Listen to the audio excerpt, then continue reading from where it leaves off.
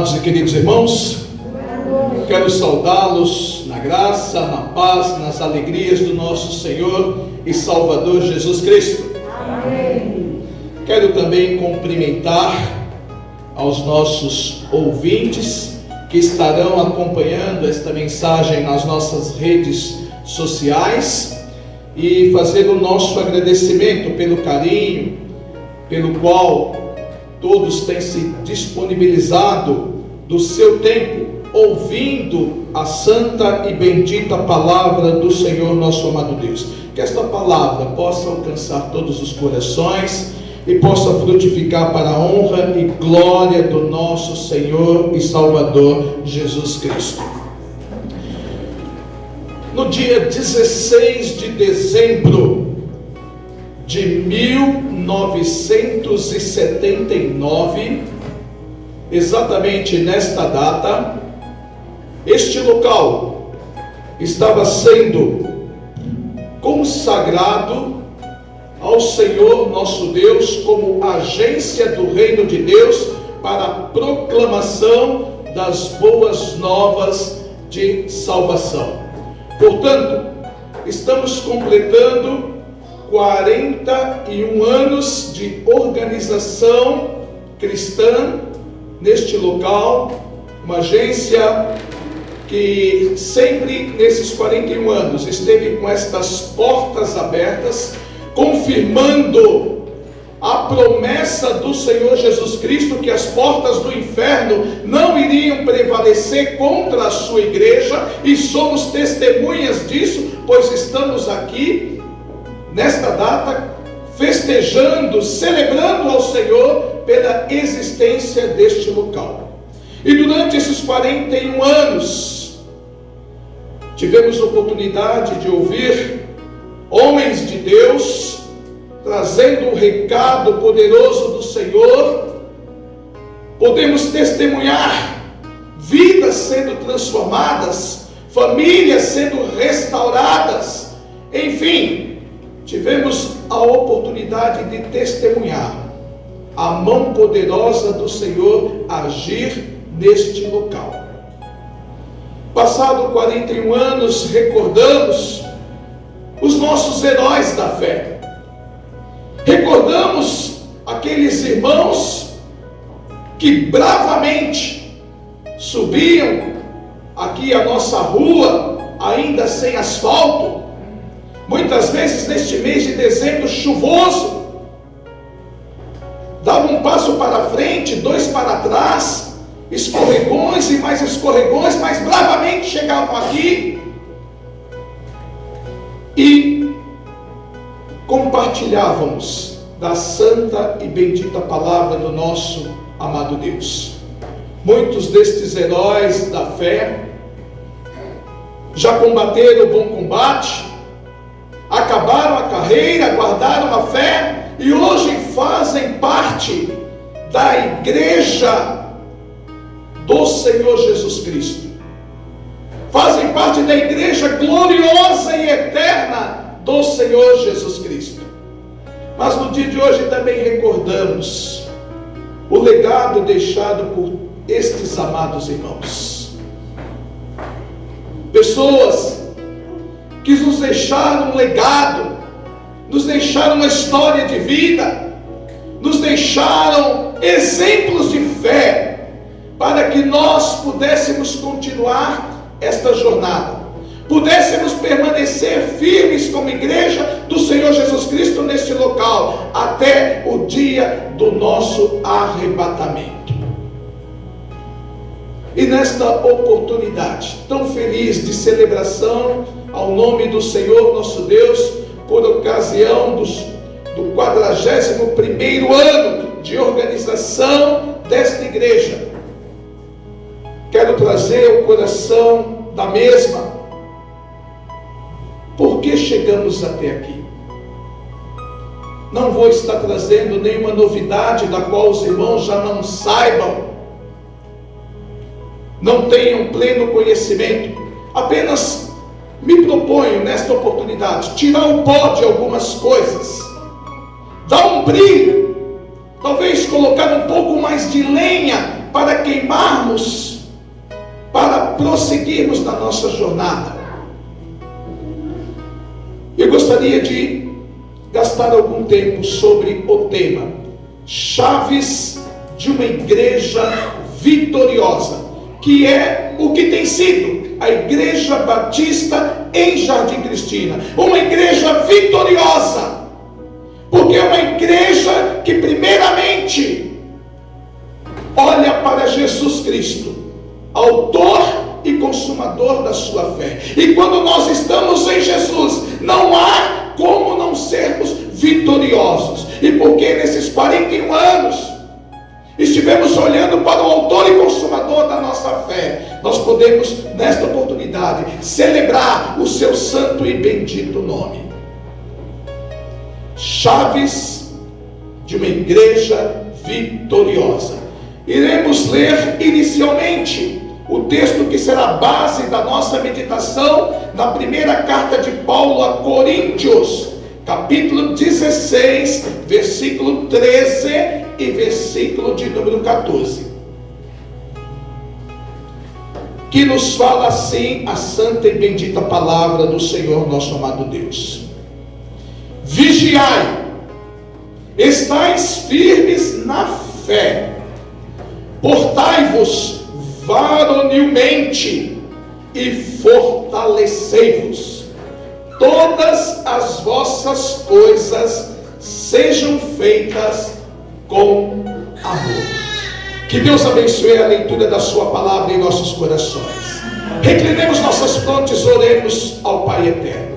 Querido e amado Deus, muito obrigado pelos 41 anos de existência da Igreja Batista em Jardim Cristina. Te louvamos e te agradecemos por cada vida, cada alma que aqui entrou. Te louvamos por cada membro que o Senhor nos permitiu compartilharmos da fé e do amor fraternal durante estes anos. Te louvamos, ó Deus, por aqueles a quem o Senhor já chamou para a sua amada e eterna igreja. E te agradecemos pelo legado e missão que eles deixaram em nossos corações, para que pudéssemos continuar fielmente a tua obra neste local. Agora nos abençoe na interpretação correta, bíblica e espiritual da tua santa e bendita palavra. Nós oramos em nome de Jesus. Amém.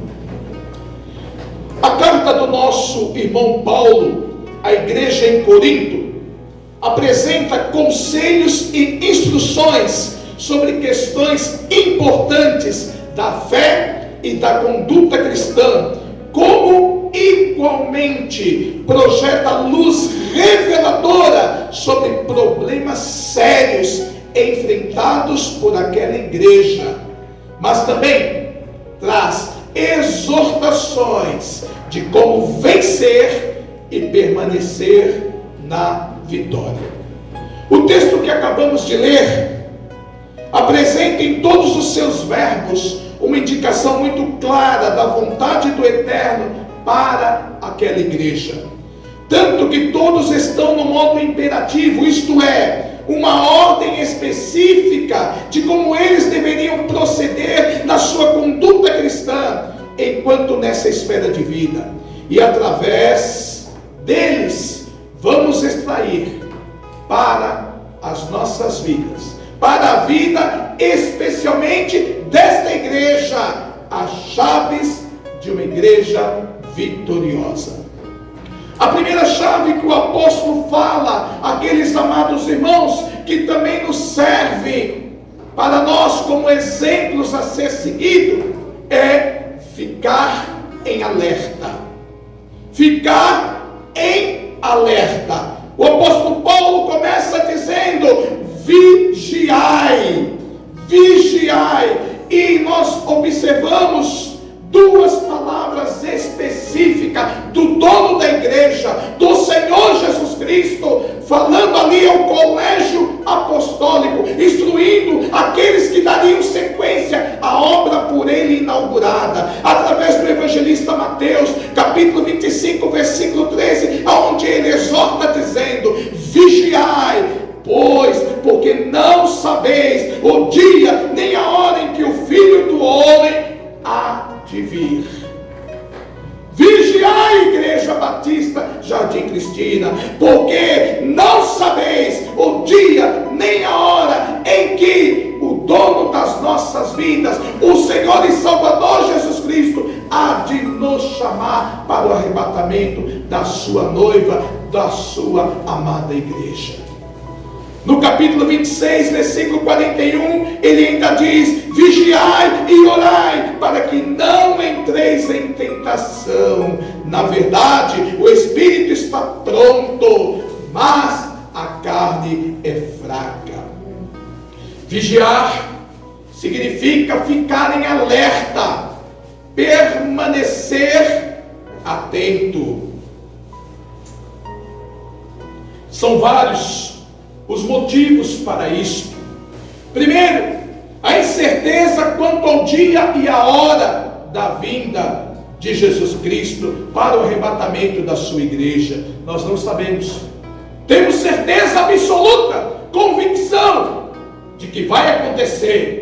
Só não sabemos o dia e a hora. Por isso precisamos vigiar, precisamos ficar em alerta, precisamos permanecer atento. Outro motivo é a recompensa prometida aos que vigiam.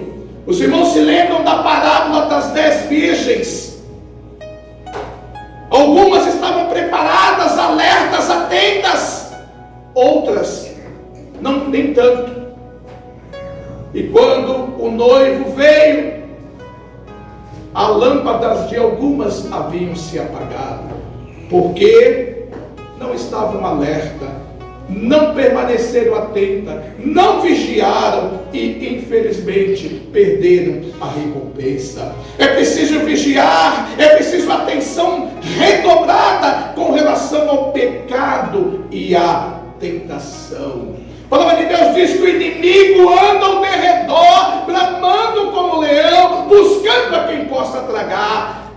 E para que ele não consiga nos ter por presa, é necessário estarmos atentos, vigilantes. Outro motivo é porque há o perigo de dormirmos. Quando paramos de vigiar, dormimos. E de repente o tempo passa, de repente a hora passa, a oportunidade passa, e precisamos estar atentos. É importante vigiar, porque esta é uma orientação dada por Jesus e os principais escritores da palavra de Deus, dentre eles Paulo, Pedro, Tiago, entre outros. E por falar em vigiar e ficar em alerta, tem uma historinha aqui interessante que eu gostaria de compartilhar com cada um de vocês. Num grande cercado de tela de arame, vivia cerca de 15 pequenos macacos. Dentro do cercado, além das armações de madeira e bambu, havia também um pé de coquinho, e era época da fruta. Um macaquinho novato subia pela tela de arame, catava um coquinho lá no alto, descia, pegava uma pedra, erguia sobre a sua cabeça e com as suas duas mãos abatia no coquinho. As duras penas conseguia quebrar a casca, revelando ali o miolo da fruta. Mas, ao largar a pedra para saborear o merecido lanchinho, ele era roubado por um macaco velho que o espiava o tempo todo. Apesar de velho, ele era muito veloz e o macaquinho não tinha chance. A única coisa que o novato fazia era gesticular bastante com as mãos e os braços em visíveis sinais de protesto e emitir um monte de sons estridentes que, se pudessem ser traduzidos, com certeza seriam palavras desagradáveis. O engraçado em tudo isso é que a cena se repetia vezes após vezes e o macaquinho não mudava a sua rotina, nem o macaco velho a sua estratégia, é claro. Um não aprendia nada com as perdas anteriores e o outro, bem, saciou sua vontade sem esforçar-se muito. E o que aprendemos com esta ilustração? Apocalipse capítulo 3, versículo 11 diz: eis que venho sem demora, guarda o que tens, guarda o que tens, para que ninguém tome a tua coroa. Vigia, vigia, porque nós não temos um macaco velho nos observando. Nós temos um inimigo feroz, poderoso, sagaz, querendo destruir as nossas almas. Guarda o que tens, para que ninguém tome a tua coroa. Primeira chave de uma igreja vitoriosa: ficar em alerta, vigiar. A segunda chave que o irmão Paulo propõe àquela igreja em Corinto, que também serve a cada um de nós, que estamos ouvindo a santa e bendita palavra do Senhor, nosso amado Deus, é perseverar firme na fé. E temos mais dois recados do Senhor Jesus Cristo. O primeiro, através do evangelista Mateus, no capítulo 24, versículo 13, onde ele diz: mas aquele que perseverar até o fim será salvo. Perseverar até o fim. E através do evangelista Marcos, capítulo 13, versículo 13, ele ainda diz: e sereis odiado por todos por amor do meu nome, mas quem perseverar até o fim, este será salvo. Por falar em perseverar, certo funcionário de uma empresa foi chamado um dia ao gabinete do dono. Sem meias palavras, o homem foi direto ao assunto: estamos reestruturando a empresa e precisamos de uma pessoa exatamente do seu tipo para ocupar uma importante gerência. Analisamos a sua ficha e vimos que só há um problema com você.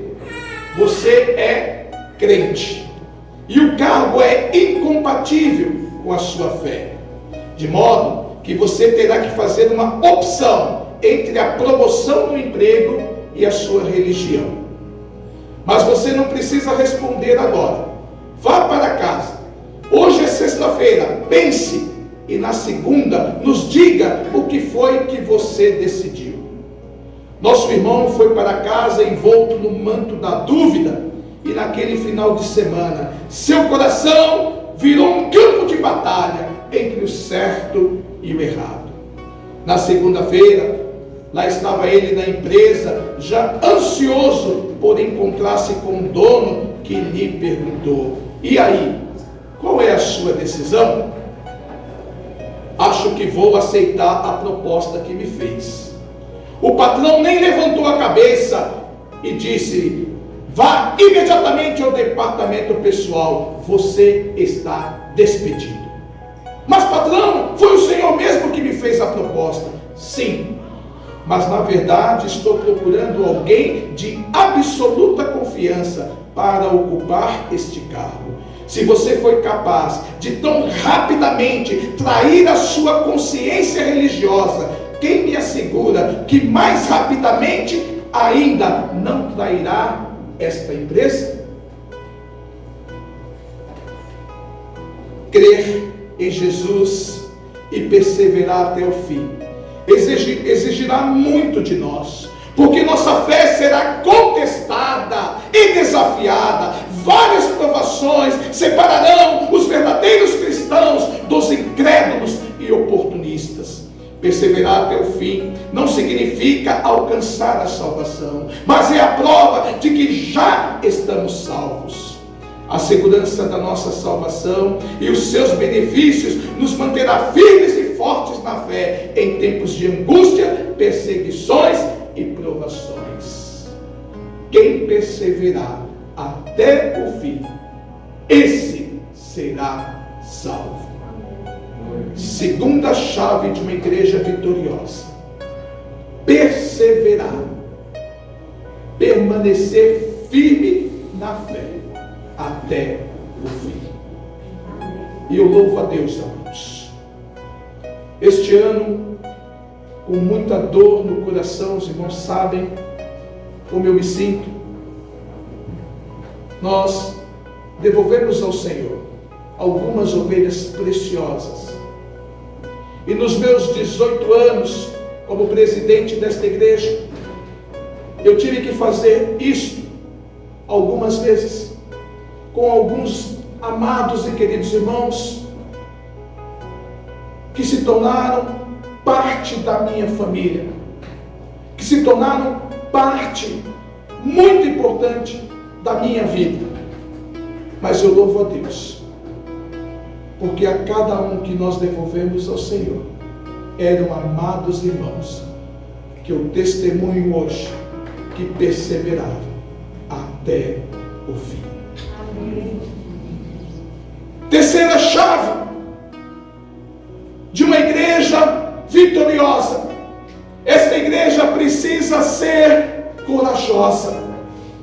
Segundo o livro de Crônicas, capítulo 32, versículo 7, diz: esforçai-vos e tende bom ânimo, não temais, nem vos espanteis por causa do rei da Síria, e nem por causa de toda a multidão que está com ele, porque maior é aquele que está conosco do que com eles.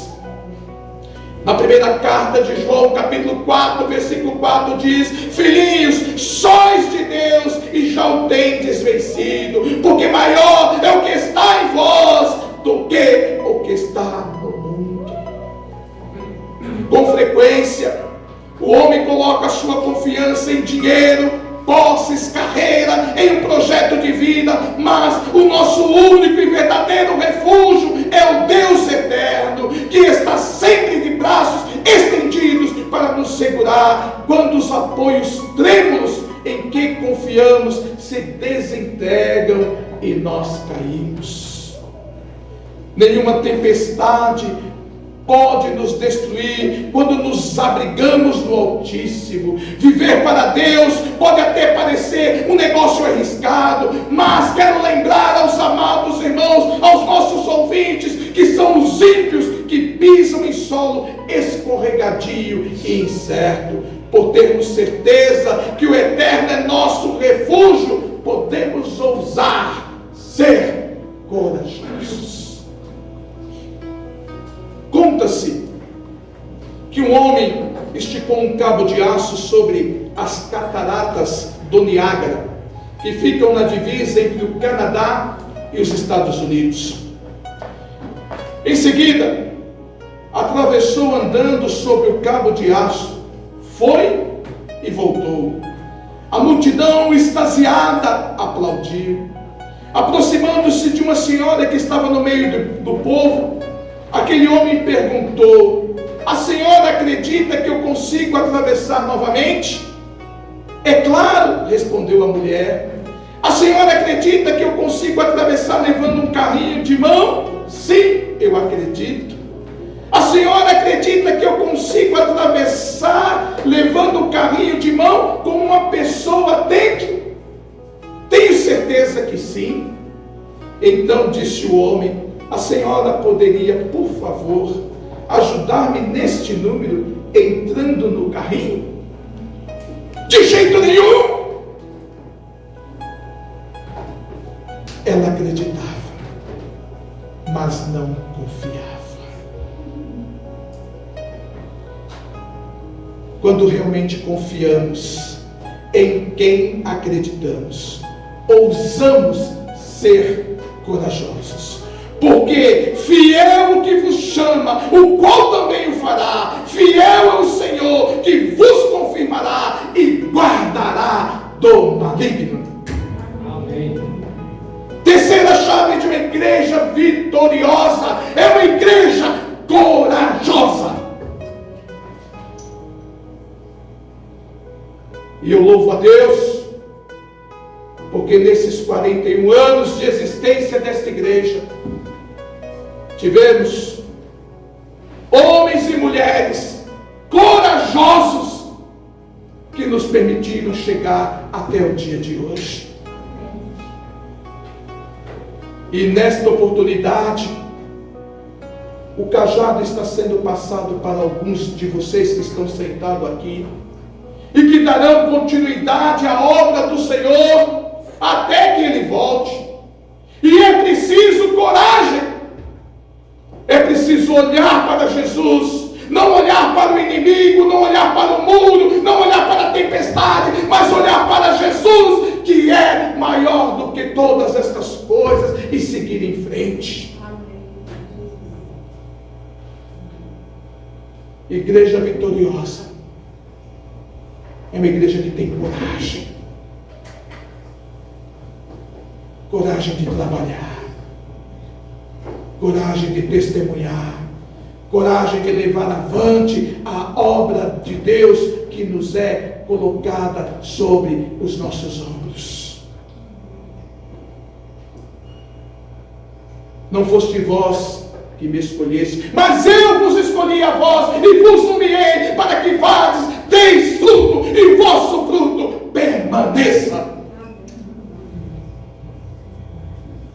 Igreja corajosa. Quando eu penso naquele colégio apostólico, naqueles 11, porque um infelizmente se perdeu, e eu me lembro quem eles eram, e a partir de Jesus, o que eles se tornaram, a maioria deles iletrados, semi-analfabetos, homens que revolucionaram o mundo através da pregação das boas novas de salvação.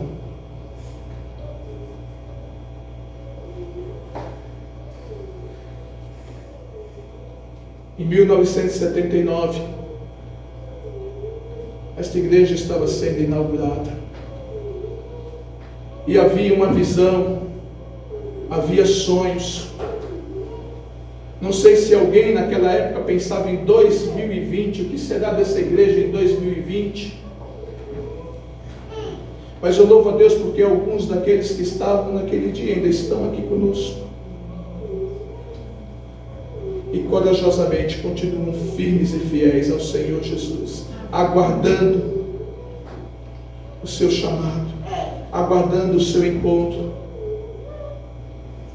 Louvo a Deus, porque aqui estão aqueles que irão dar continuidade. Não sei se em 2040, 2060, não sei, mas é conosco que o Senhor está falando. O Senhor trabalha com homens corajosos. Quando Deus chamou a Gideão para liderar o seu exército contra os midianitas, que eram como a areia do mar, incontáveis, Deus falou: retire aqui, vem cá Gideão, retira daqui os tímidos, os covardes, os medrosos, retira os despreparados. E daquela multidão que Gideão inicialmente tinha chamado, apenas 300 sobraram, 300 corajosos, e foi com aqueles 300 que o Senhor deu vitória a Israel. E eu tenho certeza que nesta noite, nesta oportunidade, aqui estão aqueles a quem o Senhor irá conferir poder e autoridade para continuarmos a obra vitoriosa do Senhor Jesus Cristo neste lugar. Amém. Quarta chave de uma igreja vitoriosa: ser forte. Josué capítulo 1, versículo 9 diz: não te mandei eu, esforça-te e tem bom ânimo, não temas nem te espantes, porque o Senhor teu Deus é contigo por onde quer que andares. No Salmo 31, versículo 24 ainda diz: esforçai-vos e Ele fortalecerá o vosso coração, vós todos os que esperais no Senhor. É preciso ter força e coragem para se manter firme nas convicções e confrontar as iniquidades diante das oposições. Quando entendemos que algo está errado, não devemos nos deixar persuadir de nossa posição, e sim atacar com firmeza aquilo que está errado, sustentando o que está certo. Existem momentos em que devemos corrigir aquilo que está errado e nos manifestarmos em defesa do que é justo. Quando uma ocasião como esta se apresenta, devemos nos armar de coragem, força e agir. A firmeza em Deus nos capacita a sermos fortes e corajosos diante dos acontecimentos que nos cercam. Um sujeito colocou seu sítio à venda e logo no primeiro dia apareceu alguém interessado. Bom dia, estou em busca de uma área para plantio. Como é a terra aqui? Dá milho, feijão? Perguntou o visitante. Dá não, senhor, respondeu o proprietário. E mandioca? Dá não, senhor. Nem mandioca? Dá não, senhor. Espantou-se o homem. O interessado não era um expert em solo, mas conhecia um pouco do assunto. Olhou a terra ao seu redor e pareceu-lhe terra boa. Coçou a cabeça como que para lhe ajudar a entender o caso e fez a pergunta derradeira. E se plantar? Ah, moço, daí é uma maravilha, daí dá tudo, dá batata, dá milho, dá feijão e até mandioca. Meus queridos, sem trabalhar, sem força, sem coragem, não há colheita. Como é que nós queremos colher aquilo que nós não plantamos? O Eterno já designou as nossas duas tarefas, as tarefas que a igreja precisa realizar para ser bem sucedida nessa esfera de vida. Não tem que ficar inventando, já está lá na Bíblia, é só seguir. E o que é, pastor? Simples. Para fora, evangelização. Para dentro, edificação. Só essas duas coisas. Para fora, evangelização. Para dentro, edificação. Só isso, queridos. Para fora vamos semear, vamos ganhar almas para Cristo, vamos esvaziar o inferno, e para dentro vamos ensinar essas pessoas a serem melhores, inclusive nós. Vamos edificar, vamos instruir e lotear as regiões celestiais. Mas para que isso aconteça é preciso força, coragem, bom ânimo, é preciso trabalhar.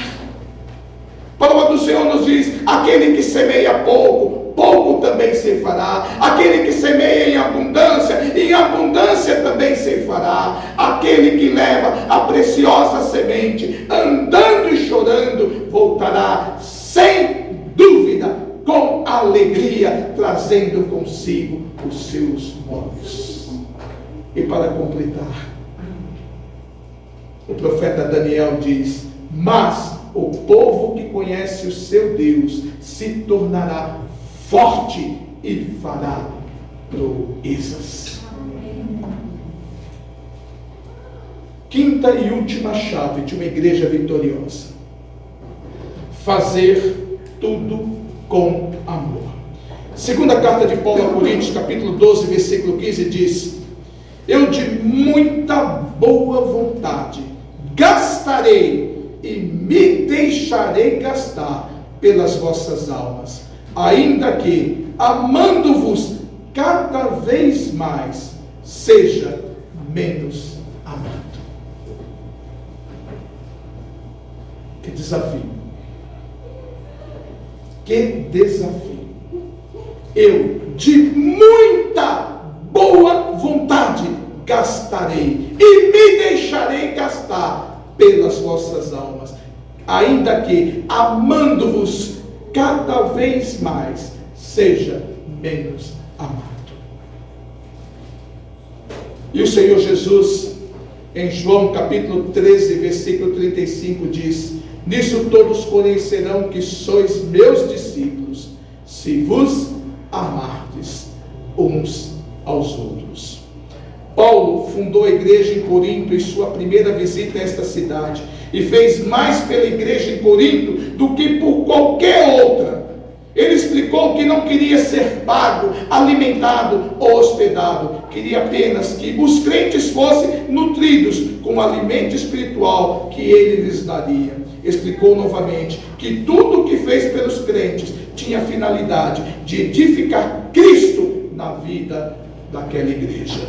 Amar significa que às vezes temos que confrontar aqueles de quem cuidamos. Os coríntios foram chamados a examinar-se e se provar, a fim de constatar se realmente eram cristãos. A aplicação do amor, tanto na autoridade como na preocupação pessoal, são necessárias para lidar com pessoas que estão arruinando suas vidas no pecado ou na simples rebeldia à conduta cristã. Paulo procurou construir relacionamentos usando um meio de aproximação melhor, compartilhando, comunicando e sendo atencioso.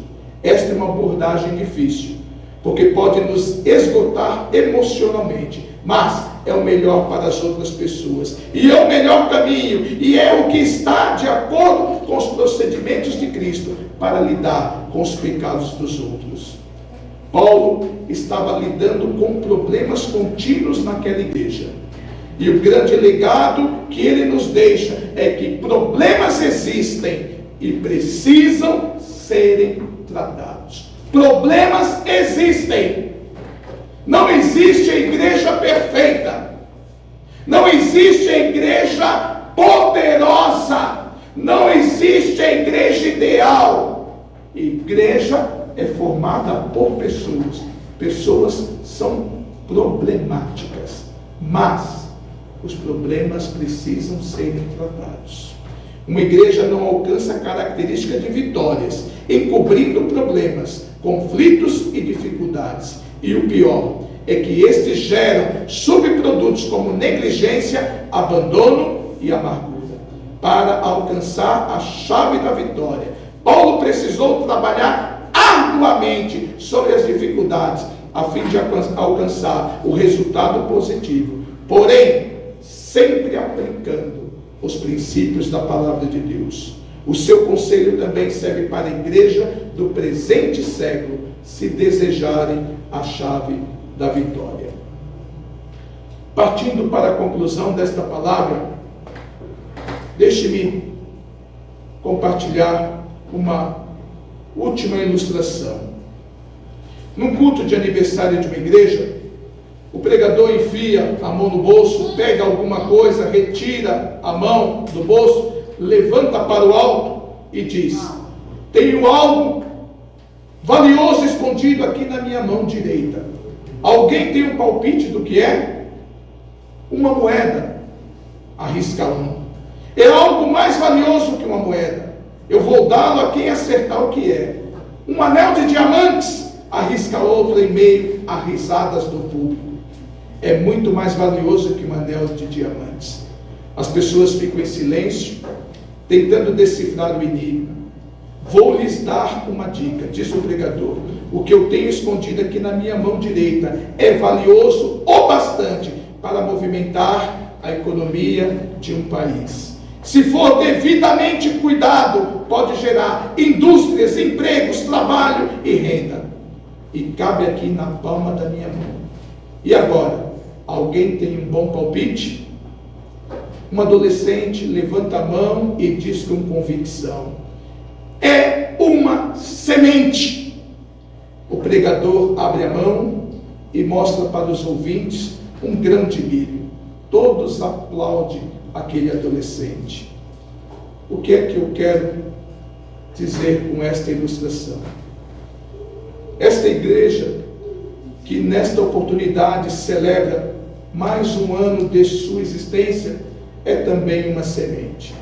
Se nós cuidarmos dela com amor, se nós cuidarmos dela com amor, vou repetir pela milésima vez: amor não é sentimento, amor é ação, amor é atitude.